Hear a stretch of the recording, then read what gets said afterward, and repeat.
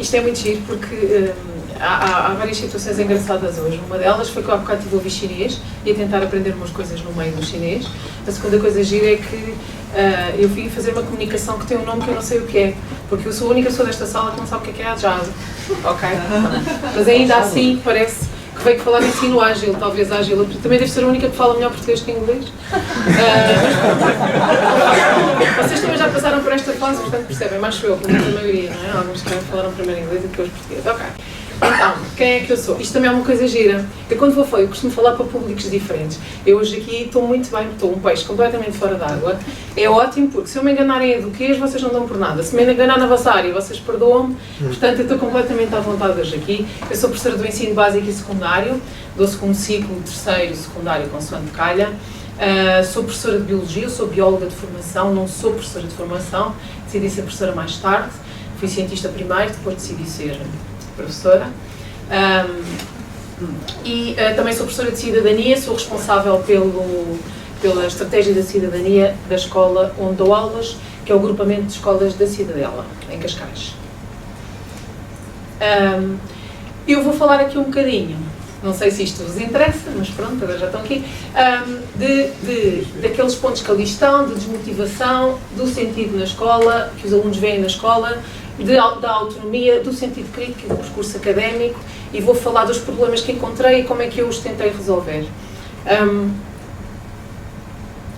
A desmotivação, eu aqui até atrevi-me a perguntar quem é que aqui alguma vez, para levantar o braço, quem é que aqui alguma vez se sentiu desmotivado quando andava na escola? Ok, deixa o braço. Esta hora é um bocado perigoso, mas está calor, mas deixa o braço. Okay. E agora, baixa, aliás, até pode ser, levanta o outro braço, quem teve um professor que o ajudou a ultrapassar essa desmotivação. Ok, nada mal. Ok. Muito bem, eu saio daqui muito contente.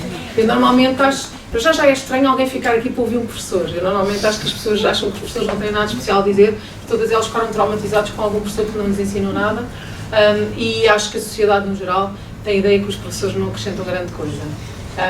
Portanto, é fantástico que vocês tenham tido professores que vos ajudaram a ultrapassar a desmotivação. Como é que eu tento ultrapassar alguma desmotivação que sinto nos alunos que não são meus? Eu nos meus tenho estratégias próprias, tento que as aulas sejam engraçadas, que lhes digam alguma coisa, para cada tema arranjo sempre qualquer coisa ligada à vida deles, tento sempre arranjar uma forma de, não dou aulas em comboio, portanto não quero estar eu num palco e os alunos todos em fila a ouvirem, isso é uma coisa do século passado. Nas minhas aulas os alunos estão em ilhas, estou a trabalhar em projetos, portanto eu consigo fazer isto na minha aula. Nós professores reclamamos imenso, mas temos uma coisa ótima, é que o patrão está muito longe, não é? É algo virtual lá em cima, e como damos aula à porta fechada, podemos fazer tudo o que quisermos, que ninguém está a ver, basicamente. Só quando alguma coisa corre muito mal, é que alguém nos chama a atenção. Portanto, eu não dou aulas em comboio, mesmo que as salas sejam em comboio, dou aulas em ilhas e tento motivar os alunos, tenho várias estratégias para motivar os alunos. Mas aqui eu vinha falar um bocadinho de como é que eu arranjei formas de motivar os alunos que não são meus, porque também me preocupam. Eu sou professora e preocupo-me com todos os alunos e, portanto, com todas as crianças e jovens. Eu, dentro deste gabinete que criei, que foi o guia, criei alguns projetos que incluí aqui, nomeadamente o Guia Ciência, o Guia Digital e o Guia Multilingue. Do Guia Multilingue eu não vou falar porque é uma colega minha que trata disto dentro do nosso gabinete. O Guia é o Gabinete de Integração do Aluno, devia ter começado por dizer isto. Nós ajudamos a integrar quem chega de novo à escola, normalmente os mais novos, no 5º ano, mas depois também ajudamos a integrar os nossos alunos para fora da escola. E é sobretudo isso que trabalhamos, a integração dos alunos que saem da escola para outros sítios, seja para o mercado de trabalho, seja para estudarem numa universidade, seja para fazerem as duas coisas. Ali o Guia Multilingue é uma colega minha que está responsável por isto, e que é a colega que acolhe os alunos estrangeiros. Temos muitos alunos estrangeiros, ela acolhe os alunos estrangeiros. Está agora, por exemplo, para os que chegaram agora, está agora nas férias a dar um curso intensivo de português. Hoje, por exemplo, esteve no café com os alunos para eles aprenderem a chegar ao café e saberem pedir as coisas. Vou falar mais destes dois primeiros. Em relação ao Guia Ciência, o Guia Ciência, eu este ano transformei num Clube Ciência Viva na escola porque os clubes de Ciência Viva passaram a ser financiados e, portanto, foi uma forma de ir buscar algum dinheiro. Desculpem. Nós, No Guia Ciência, a ideia é sempre que os alunos, aquilo que apliquem, esteja perto dos laboratórios científicos e das áreas científicas onde eles querem vir a trabalhar um dia, ou ainda não sabem o que querem, mas poderão ser candidatos. E depois, por outro lado, também temos sempre a preocupação que seja alguma coisa ligada ao dia-a-dia deles, ao que eles ouçam falar, alguma coisa que esteja na moda, de alguma forma. Este ano e o ano passado, por exemplo, tivemos este projeto que é o Kids Art, foi um projeto desenvolvido pelo ISPA e pelo MARE, que funciona aqui dentro da Faculdade de Ciências, é um instituto de investigação, onde os alunos estavam a estudar o mar e, portanto, tiveram a estudar o que o mar nos dá e aquilo que nós devolvemos ao mar. E tiveram, por exemplo, fizemos mergulho, aquele também pude fazer, fizemos mergulho de garrafa dentro de uma piscina, onde passávamos por uma série de situações que os animais aquáticos passam. Eu há bocado fiquei caladinha nas abelhas para ver o que é que vocês respondiam, mas eu de facto sou bióloga. Mas pronto, fiquei caladinha, foi tudo bem, só faltou dizer que em inglês, não sei dizer, pollinization é polinização cruzada, mas o resto da resposta estava excepcional. Portanto, aquilo, por exemplo, eles tinham 3 arcos, ali só se viam 2, mas havia outro em que eles passavam por 2 arcos, sem problema nenhum. O terceiro arco tinha um plástico, eles não viam o plástico e barravam no plástico. E, portanto, sentiam na primeira pessoa que é um animal que não vê o plástico e se enfia no meio do plástico. Depois também mergulharam em praia, vimos poças de maré, fomos ao oceanário, fomos ao National Geographic Summit, que no ano passado foi em Lisboa, este ano foi no Porto. E aqui trabalhámos também, não só a motivação dos alunos, mas também outras coisas que vou falar mais à frente, porque este ano foi muito dedicado ao mar, portanto ouvimos um fotógrafo, um dos maiores fotógrafos subaquáticos mundiais, e portanto isso é sempre inspirador para quem um dia quer ser biólogo ou para quem vê com avidez as reportagens da National Geographic. Mas o ano passado, por exemplo, ouvimos uma refugiada da Coreia do Norte, que depois tentámos ligar aos conhecimentos que eles tinham aprendido de geografia e de história e de política. Ouvimos um astronauta que é o astronauta com mais tempo no espaço e que nos deu uma perspectiva completamente diferente daquela que nós, terrestres, temos do nosso planeta. Ouvimos alguém que esteve na guerra, ouvimos um dos fotógrafos da National Geographic falar-nos que ele vivia num país sul-americano e como era estrangeiro e portanto tinha dinheiro, pediram-lhe para ele comprar uma parcela porque eles andavam a desbastar tudo e estavam a acabar-se a zona verde e portanto estavam a pedir a quem era estrangeiro e tinha um bocadinho mais dinheiro para comprar parcelas. Então ele comprou uma parcela de terreno. Depois de ter comprado, descobriu que no meio do terreno viviam um produtor de droga com a sua família. E ele então vai com o cameraman e vão filmar o momento em que ele vai correr com o produtor de droga.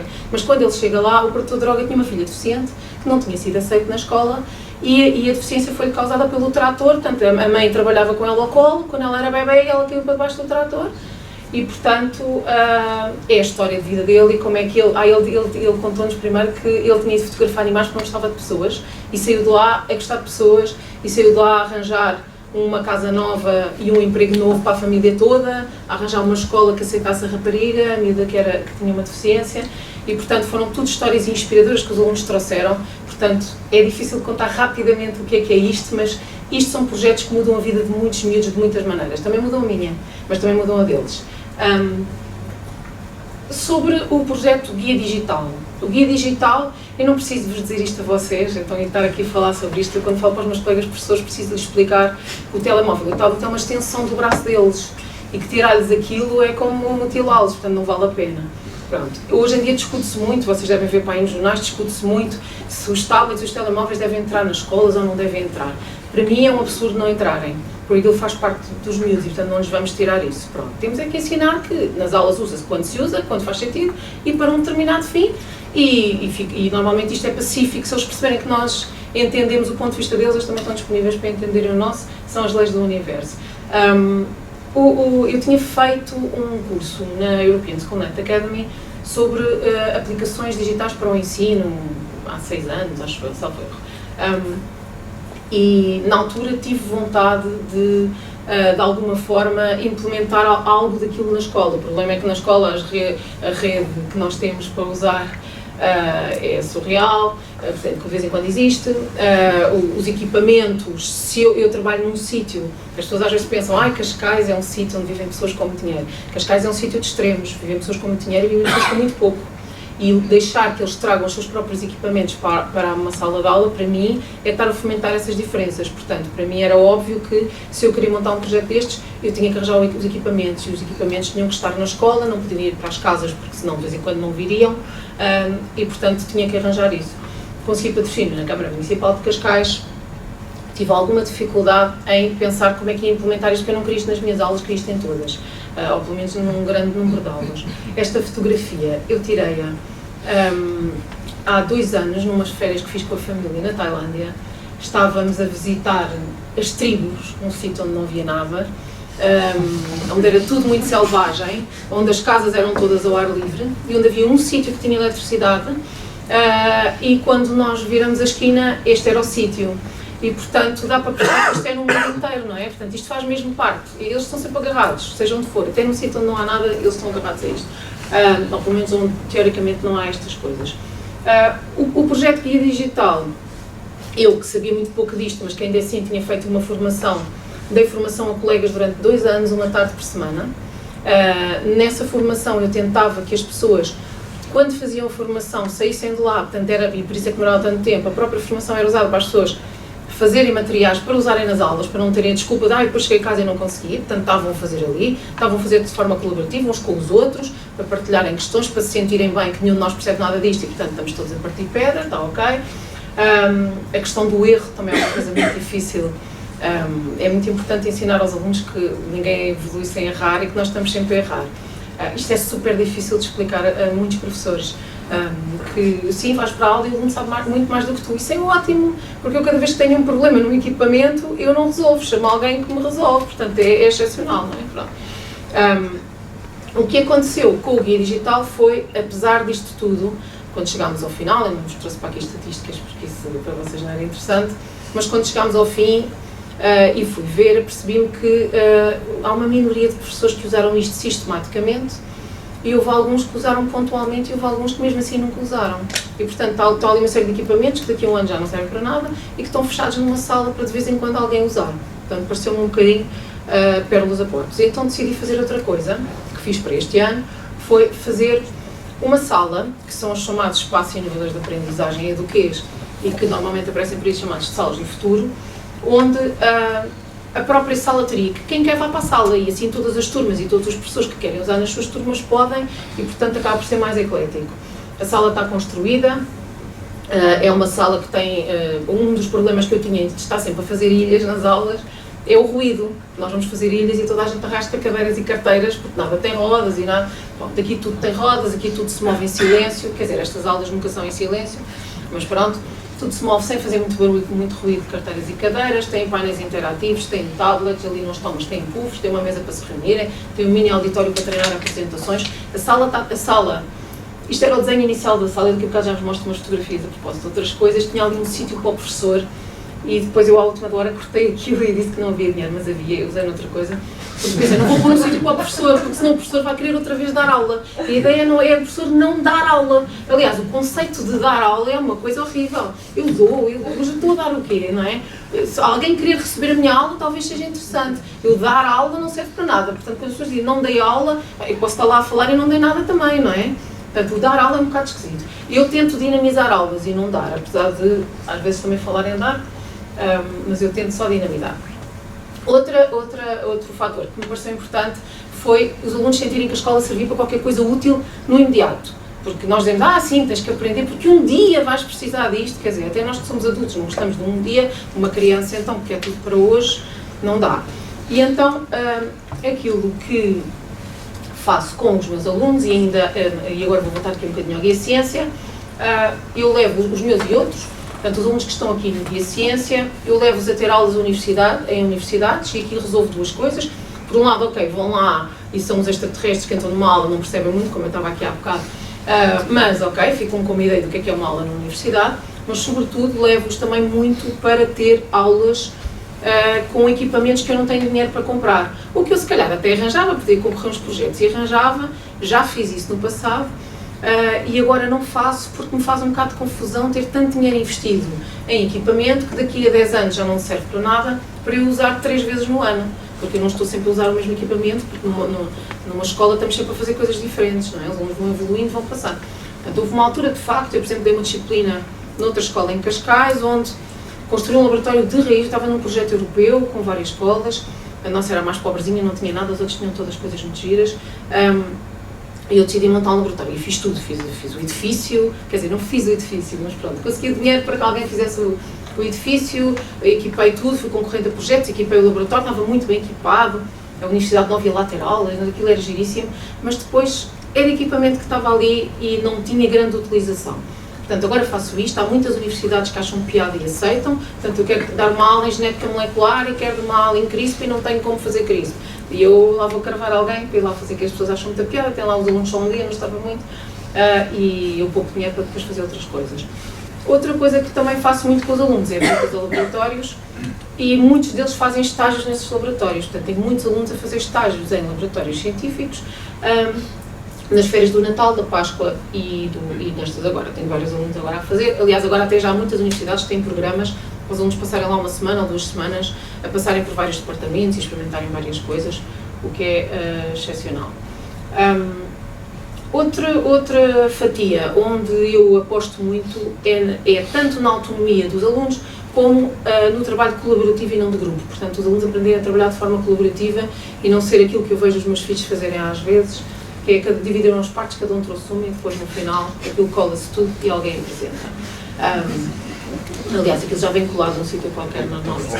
Portanto, tentar, uma das coisas que nós aprendemos na escola quando mandamos fazer um trabalho tem que ser o título, o tema, a pergunta. Normalmente eu começo sempre com uma pergunta, não pode ser googlável. Portanto, eu vou lá ao Google ver se aquilo, isto tem resposta no Google, não pode ser. Tenho que arranjar uma coisa, ou seja, para dar um exemplo, eu não posso perguntar aos miúdos o que é uma dieta equilibrada, porque isso vai ser um copy-paste e vai-me dar um trabalhão porque eu vou ter que escrever isto foi copiado daqui, isto foi copiado daqui. Então o que eu faço é a pergunta, comida na cantina é equilibrada? Esta pergunta o Google não responde e, portanto, eles vão ter que trabalhar, vão ter que ir à cantina chatear pessoas, ver, ou chatear o diretor porque aquilo de facto não é nada equilibrado. E vai normalmente dar frutos, porque as pessoas depois sentem-se mal, é como a reciclagem, não é? Eu não vou perguntar aqui, mas quantos de vocês reciclaram em casa por causa dos vossos filhos? Porque até parecia mal, mas pronto, não, eu não perguntei isto, nem vou perguntar. Ok. Vou-vos dar exemplo aqui de um projeto, aliás, ainda antes deste, falar-vos de outro projeto. Tive um projeto muito engraçado. Eu posso me sentar aqui em cima da mesa? Não posso. Desculpa lá, mas eu tenho este vício de vez em quando sentar. Tive um projeto muito engraçado, que houve 14 cientistas do Instituto Gulbenkian de Ciência que foram à escola. E cada um deles deu uma aula onde explicou o trabalho que estava a fazer e o ponto a que tinha chegado. Os alunos, a partir daquele ponto, escreveram um projeto. Portanto, se eles estivessem naquele ponto, escolheram o trabalho que mais gostavam, o cientista que gostaram mais, que se reviram mais, a partir dali para a frente, o que é que eles fariam se estivessem no lugar deles? Foram apresentar isto para uma plateia de cientistas e os melhores ganharam estágio nesse instituto. Portanto, foi uma coisa muito engraçada, que deu muito trabalho aos alunos, a mim obviamente, deu muito trabalho, mas eu estou lá para isso, e deu também muito trabalho. Houve uma comunicadora de ciência que nos ajudou a escrever como é que se escrevia aquilo bem escrito, como é que se fazia bem feito, e foi muito giro, deu-lhes muita autonomia, e tiveram que trabalhar colaborativamente porque eles estavam a trabalhar em grupos, mas eu ia trocando os grupos, e portanto eles tinham que trabalhar com toda a gente, portanto tinham que ajudar toda a gente para tentarem que dali saísse alguém para fazer esse trabalho. Este que vos ia mostrar agora foi um café de ciência.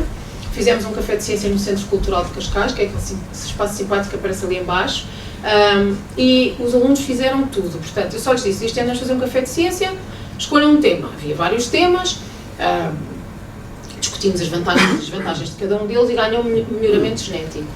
E, portanto, convidámos cientistas, estão ali ao centro 2 cientistas, da área, portanto, para nos falarem um bocadinho. Depois os alunos decidiram convidar o padre lá da paróquia, que é aquele senhor que está ali ao meio em cima.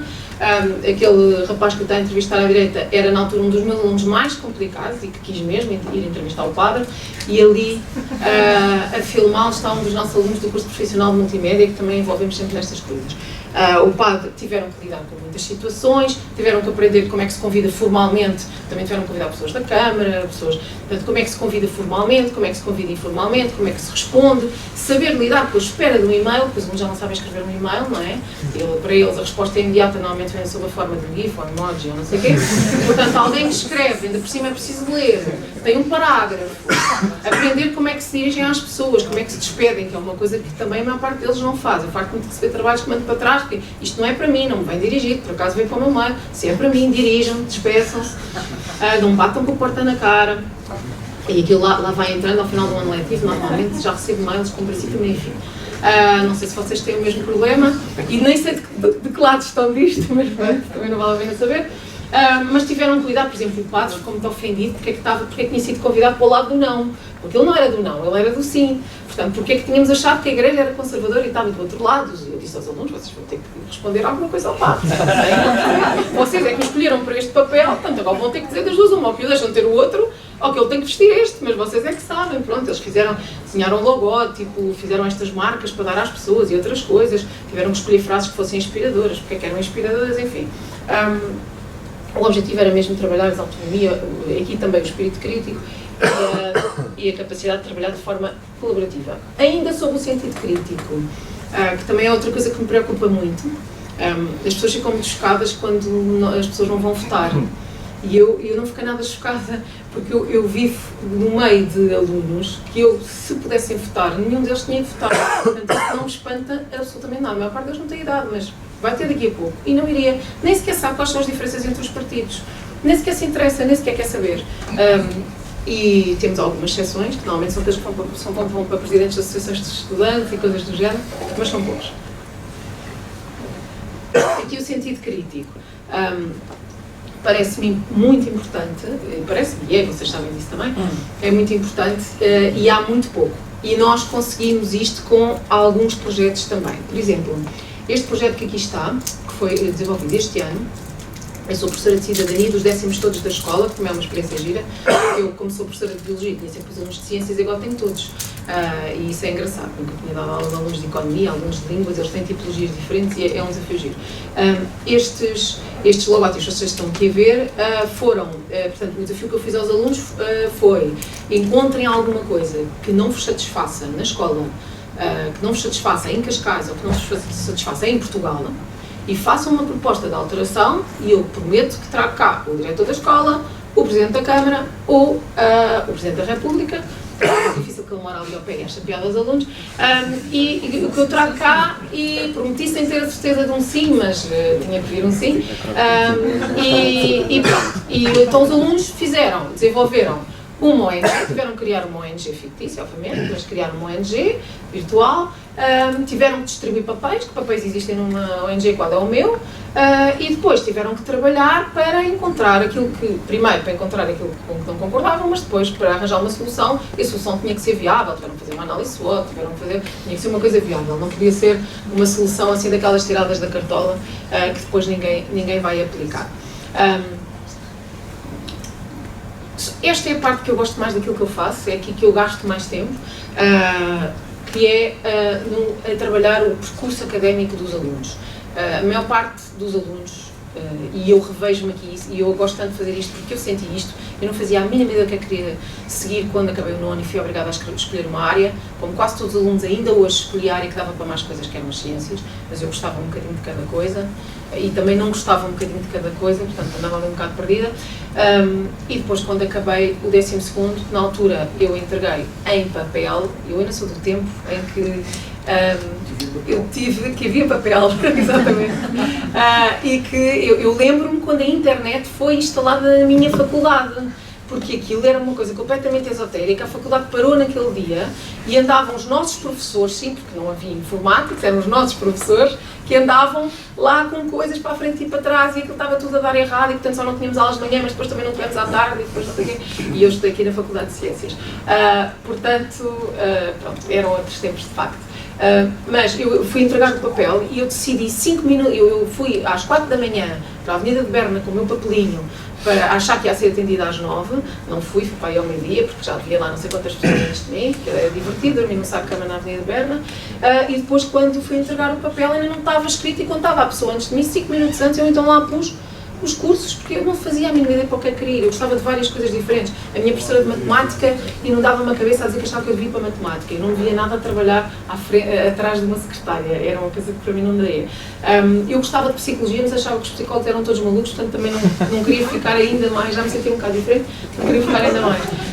E então acabei por ir para a biologia. E depois quando cheguei a casa, o meu pai perguntou-me: vais apanhar borboletas? Eu pensei, realmente é uma visão, mas eu não gosto muito de borboletas, não é? Eu gosto daquelas coisas que não se vêem. Não havia genética, eu gostava muito de genética, não havia, e portanto acabei por ir para a biologia, e depois, quando fui cientista, trabalhei na área de genética. O percurso académico, de facto, preocupa-me bastante. Faço várias coisas com os alunos, e aqui faço algumas individualmente, outras coletivamente. Individualmente, bem, além de fazermos reflexões com os alunos sobre o percurso deles, são só conversas, mas eles precisam de alguém que os ouça com a mente aberta, porque em casa, muitas vezes, ou nem sequer estão com os pais, a maior parte deles está muito pouco com os pais, está muito mais tempo connosco, tem mais confiança connosco do que com os pais, e portanto é mais fácil para nós falar com os alunos, e depois nós não somos os pais. Eu tenho mais facilidade em falar sobre alguns assuntos com os meus alunos do que com os meus filhos, porque a mãe é sempre a mãe, pronto, e há coisas com a mãe, pronto, está bem, mas tu não queres minha mãe, diz outra pessoa para falar comigo sobre isso. E depois fazemos estas sessões de coaching individual. A maior parte dos alunos que aparecem para fazer coaching são alunos com problemas de autoestima. Mas problemas de autoestima, bem, alguns eu encaminho para consultas de psicologia ou de psiquiatria, porque às vezes são coisas mesmo muito graves, quando não são. Muitas vezes são alunos que, por exemplo, eu não sou capaz de fazer uma apresentação à frente das pessoas, porque eu acho que está toda a gente a julgar-me, então eu não faço, é o que mais me acontece é isto, eu não sou capaz de fazer uma apresentação. Eu não sou capaz de me dirigir ao professor, eu não gosto de mim, não me sinto bem, eu sou diferente dos outros, eu não tenho nada a ver aqui com ninguém e, portanto, acho que não quero continuar aqui, eu não quero estudar, isto não me interessa, eu não tenho, porque eu não vou fazer nada, eu não tenho jeito para nada, portanto, aparecem muitos aqui neste primeiro ponto. Depois, passando isto e resolvendo isto, que se resolve normalmente com uma velocidade que ficariam surpreendidos, resolve-se relativamente depressa. Ficamos com aquelas 3 perguntas, que é onde é que eu estou, para onde é que eu quero ir e como é que eu chego de um lado para o outro. E, portanto, eu uso as sessões de coaching para fazer, eu dou 10, 12 sessões a cada miúdo e normalmente aquilo resolve-se com o trabalho deles, obviamente. Depois fazemos umas palestras que nós chamamos as palestras com futuro, trouxe-vos aqui alguns exemplos. Ali no primeiro lugar é um ex-aluno meu que trabalha na NASA e veio à escola contar o que é trabalhar na NASA, e ele não tirou engenharia aeroespacial nem nada disso, ele tirou biologia solar e molecular, portanto ninguém está à espera que alguém com biologia solar e molecular trabalhe na NASA, mas há lá. Também fizemos isto para eles perceberem que há muitas maneiras de chegar ao mesmo sítio e que com o mesmo curso pode ir para muitos locais diferentes, trabalhar. Ali no canto superior direito está outro ex-aluno meu, Salvador, que foi dos melhores alunos que tive nos últimos anos em termos de nota e não só, e que foi estudar para Londres, escolheu estudar em Londres, podia ter estudado em qualquer universidade, escolheu estudar em Londres, escolheu estudar ciências políticas, mas já tinha querido ser médico, portanto andou ali em várias áreas, e veio contar como é que é a experiência dele lá fora. Ali o último, a figura do canto inferior direito, foi uma palestra do Gap Year para os alunos do Gap Year Portugal, da Associação Gap Year Portugal, para os alunos que querem parar um ano, ou querem fazer voluntariado, ou que querem continuar a fazer, parar um ano para experimentarem qualquer coisa, para depois então continuarem os estudos. Também fazemos workshops a pedido dos alunos. Estes workshops que nós fazemos são os alunos que escolhem onde é que querem. Eu gostava de ser formada em não sei o quê. Nós tentamos, quando nós não sabemos fazer, trazemos alguém que saiba fazer por nós. O lado de cima foi o último que demos, nós damos um por mês, este foi o último, foi na última semana de aulas, porque havia muitos alunos que diziam: não sei como é que é de começar a estar para os exames, estou perdido, estou em pânico, acho que não consigo disciplinar, estou sempre a procrastinar, faço não sei o quê, e então nós fizemos um workshop sobre como estudar para exames, depois tivemos outro sobre comunicações orais, um mesmo sobre métodos de estudo no princípio do ano, porque tínhamos turmas com muito fraco rendimento no 10º ano, onde os alunos não estudavam, não tinham capacidade de trabalho. E só dizendo-vos que sim, este trabalho é reconhecido, dentro da escola nem sempre, mas fora da escola nós tivemos o prémio, já há 2 anos seguidos, o prémio Escola Amiga da Criança, portanto significa que há alguém que percebe que aquilo que nós fazemos serve para ajudar os alunos, não é só para nos entretermos. E eu pessoalmente já ganhei o prémio Ciência Viva Montepio, e este ano fui uma das 10 finalistas do Global Teacher Prize, que abriu muitas possibilidades. Uma delas, escrever um artigo para o Observador sobre esta questão do coaching, que publiquei semana passada e que podem ler se quiserem, e que tem algumas situações reais de alguns alunos que me passaram pelas mãos. Basicamente é isto, estão ali os contactos.